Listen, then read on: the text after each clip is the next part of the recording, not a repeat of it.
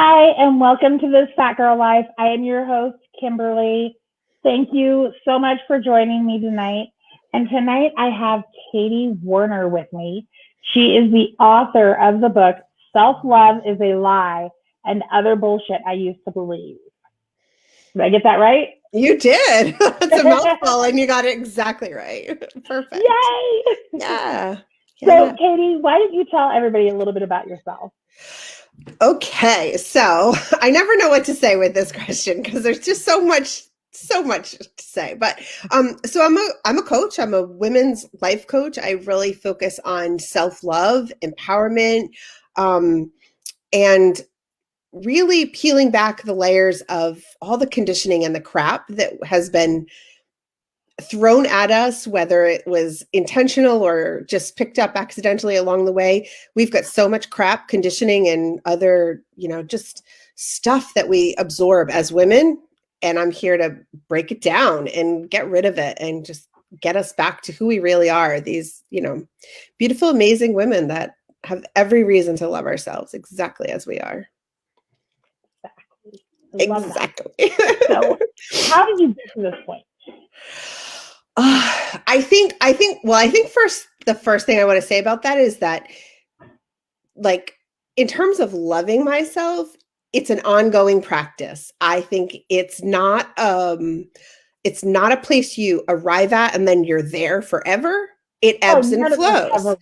Right? Yes. None of us have arrived. And if anybody says they have, I call bullshit. Absolutely. 100%. That said, I think I got to the place of deciding that I was absolutely invested in loving myself, whatever it took, when I got tired of my own bullshit, when I got tired of feeling victimized, when I got tired of mostly feeling powerless, when I was like, I spent so many years, decades, where I felt like I wasn't in control of what was happening in my life. Everything was happening to me.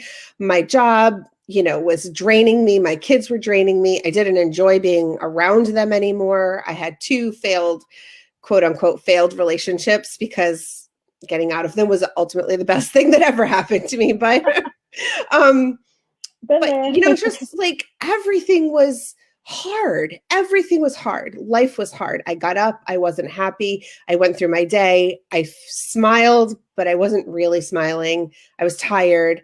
I couldn't sleep. The whole 9 yards. I was miserable. And I finally was like, screw this. I need to do something different. And I'm tired of not feeling like I'm worthy of being happy, because that was ultimately what it came down to. I didn't feel like I had earned it or I was worthy of it. And I just got tired of it. And I wanted something different for myself. I didn't know what that would look like, but I knew something had to give. I knew something had to give because I couldn't go on that way anymore.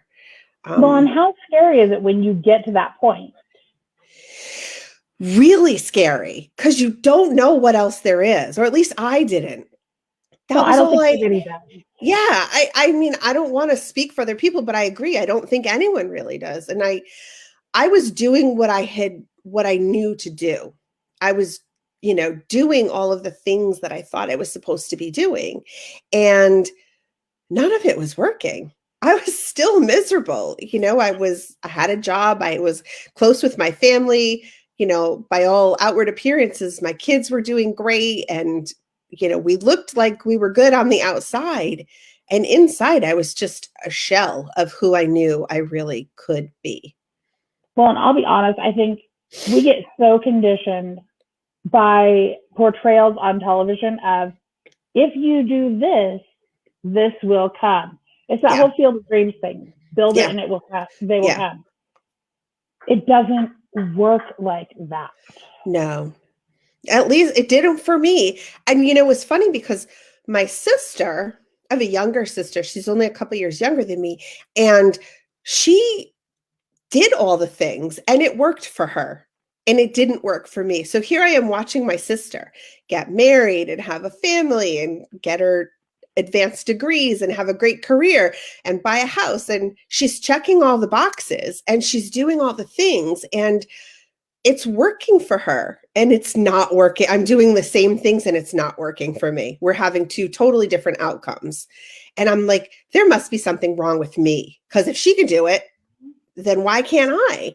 And I finally realized, like, no, because she's truly following her heart. She's truly doing what she wants to be doing. And I'm just going through the motions. I'm just doing what I think I'm supposed to be doing. And that was the difference. She was in it. She wanted to be there. I didn't want to be doing those things that I was doing. I wanted something totally different. So in that moment, did you know what you wanted, or was that like a whole nother process? That was a whole nother process. And I actually came into it totally accidentally. And the short version of how I got to realize what I wanted for myself was, I had my youngest son. I was a single mom of 4. My youngest was 3 years old. He was diagnosed with ADHD. And further down the line, he would be diagnosed with autism. But at the time, the doctor said, this is the worst ADHD I've ever seen. This kid is going to be on medication for the rest of his life. You need to put him on drugs right now. He was 3. Oh, I said, he's 3. He's a baby. He's still breastfeeding. Like, what the heck? And I said, I'm going to find a different way. I'm going to find a different way to help him. So I started researching. It kept coming back to nutrition and food and chemicals and things like this. That was what came up in my research. So I went to the Institute for Integrative Nutrition, and I spent 12 months getting my health coaching certificate. And during that program, I learned about spirituality. I learned about holistic self-care. So like, if your relationships aren't great, if your food intake isn't great, if you don't love your job, like different things. So how they all work together. And if any part of it's not really what you truly want, none of it's really going to work. And that's how I started thinking, like, maybe there's more to it than just all these boxes that society tells me to check. Maybe there's something else.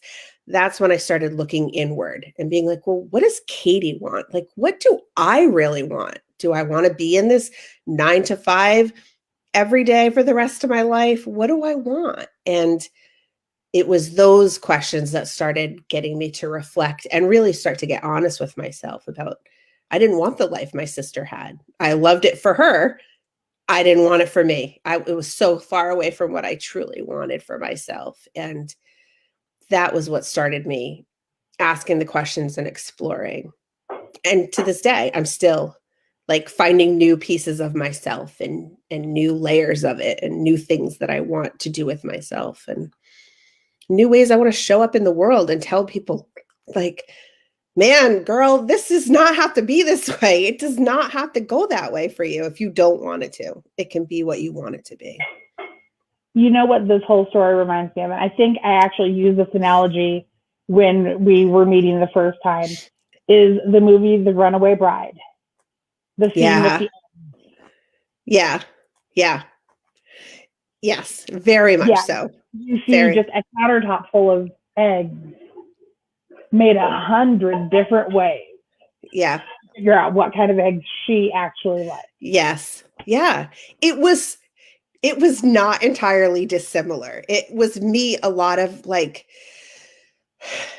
there was a whole grieving process for letting go of the life that I thought I was going to have, that I didn't actually want, but still was so invested in at that point. And there was me going, spending a lot of time by myself so I could understand, who am I? Like, what do I actually like? What kind of men do I actually like? What kind of, like, really? Because I had 2 relationships that I, initially both thought I was in it forever, and neither one, they both ended in children. Neither one lasted. And it's like, who am I and what do I want? And there was a lot of tears. There was a lot of loneliness. There was a lot of things, but that was all part of letting that old persona go and really just getting to know myself and courting myself. I started going out to dinner by myself. I started going for drives by myself, or going to the beach by myself, or things like that. and spending time with myself, getting to know myself and falling in love with myself, literally, like a romance, like a relationship like that. Well, and I absolutely love that. And I love that concept of dating yourself. You know, as women, you know, when it comes time for date night, that's when we pull out all the stops. Yeah. We will shave our legs. Yep. We will take care of that little, you know, Yeah. I know I have it. Yep. I know I'm not the only one. Yeah. But that's when we pull out those stops. So if we are willing to do that for a potential partner or mate, you know, we need to invest that in ourselves. Yes. Take ourselves on that date. Pull out all those stops and go to a restaurant with a glass of wine and a book. Yes. That's exactly what I would do. Or in my journal, or sometimes a whole bag full of books, because I never know what I want to read. But it was why do we hard. not do this more often? I don't think there's enough women around us doing it, because I'm a firm believer that we learn based on what we see, what we observe, right? Words don't teach, but life experience teaches. And I take this practice with my kids. Like, I parent my kids this way. It's not do what I say. I know that my kids are watching me and they're learning from watching me. So if I want them to know something, I need to do it myself, because they're going to observe me, and that's how they're going to learn to do the things. And so I think there's not a lot of people out there. There's not enough, maybe is a better way to say it. There's not enough women out there taking the lead and doing this and owning it. You know, I think I actually want to make this a Facebook challenge now, of the Date Yourself Challenge. Yes. Oh, I love that. So exciting. I want to promote this because we as women need to own this first off. Yes. But I think I definitely want to do that. I may be reaching out to you and see if you want to help me with this. I definitely will. I am loving this idea right now. Yeah. Yes. You wrote this book, and the title of it, I'm not going to lie. When I first saw just the beginning title, I was like, what? You know, and then you and I talked, and I started like thinking about it. I was like, God, we've told ourselves these lies our whole life. And even like I join, you know, different groups on Facebook, and they're like, oh, body positivity is bullshit. Self-love is bullshit. No. So explain this to me, how you came to this title for this book and what this book means. Oh, yeah. So the reason I got to this title was when growing up, and I can remember, you know, my book starts off with an anecdote about when I was in the first grade, you know, back in 1981. It was, you know, I started picking up these messages from my teacher at school, from my family, from society, from, like you mentioned, things that we watch on television, see in magazines, etc. And I was absorbing all this information, and I thought that if I just do these things, then I'm going to feel love for myself. And I'd do the things and I wouldn't feel the love for myself. But I was doing all these things outside of myself. I was trying to be a good girl and get good grades so that people would praise me. And then I would feel good enough I would feel like I love myself. Or, you know, I would lose all the weight and exercise and get the toned legs. And then I could look in the mirror and I would feel love for myself. Well, I got the toned legs and it didn't work. I didn't feel the love for myself. So after trying all these things that I thought would bring me that feeling of love for myself and still not feeling it, I decided it's a lie. Self-love is a lie. It can't possibly be real because I've done all the damn things and I'm still not feeling it for myself. And then I started to realize it's not outside of me. It doesn't matter if I have the toned legs. I've got legs and they take me from one place to another. Like, that is a damn miracle. For some people, that's a damn miracle. And I get to love on that. And I get to decide that I'm good enough to feel love for myself, whether I get the good grades or I have the toned legs or I do any of the things that society says I'm supposed to do. It doesn't matter because I get to choose to love myself. And but there was a period in time when I really did think it was a lie. I was like, all these people talking about self-love, they're full of shit. This can't be real because I'm doing the things and it's not working. And then, I figured it out. I figured out, no, man, it's not outside of me. It's not like you don't check all the boxes and then get your, certificate or your cookie and your juice box. Like you just gave blood and like, here you go. Now you've arrived. You get to, yes, you will feel love like the wizard, bestowing a heart on you or something like that. It doesn't work that way. But I really did think it was a lie for a long time. Like those women you referenced in the Facebook groups, like I was them. And then I realized, no, it's different. So I was like, oh, that's all bullshit. All the things they tell me, all the things that are all over the society and now all over the internet and social media about just do this and you'll love yourself. Like, no, get to know yourself, get to know who you are and take permission to feel love for yourself. Take the permission. Don't wait for someone to give it to you. Just take it. It's there. It's yours already. I absolutely love that. So if anybody that wants to buy your book, where can they find it?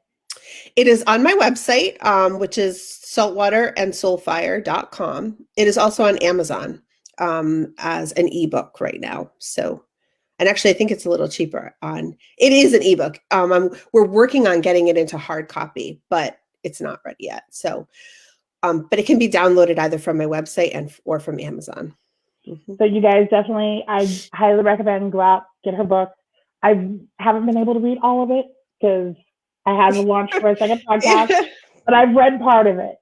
And you guys, she's amazing. Oh. So definitely get her book. I do have one final question for you. Hit me. I'm ready. What is one thing you absolutely love about yourself? Oh my gosh, I love so many things about myself. The one you love the most. The one I love the most is my ability to laugh at myself because I can really mess shit up pretty good. I can laugh at myself about it. And I've gotten to this point now where I will start saying something that's like completely ridiculous and I'll catch myself right midstream and call myself out on it. And people around me are like, oh my God, you're so weird. So like, but if there's nothing to be ashamed of, like if I refuse to feel ashamed about anything, then it's easy to laugh at myself. Oh, that is so true. Right. You are the first person to give that answer. So I love that. My pleasure. Thank you so much for coming on tonight. I have so enjoyed this conversation. I'm definitely going to reach out to you after I'm through my launch. Yes. We are going to set this up of the Date Yourself Challenge. Definitely. So I'm so here for that. Something to look forward to. Yes. And yes. I hope everybody has an amazing night. If you guys are enjoying this podcast and you want to help keep me caffeinated for more, go to buymeacoffee.com/thisfatgirllife. That's how you can support this broadcast. That's awesome. This has been so much fun. Thank you for having me. Of course. I will see you guys next week.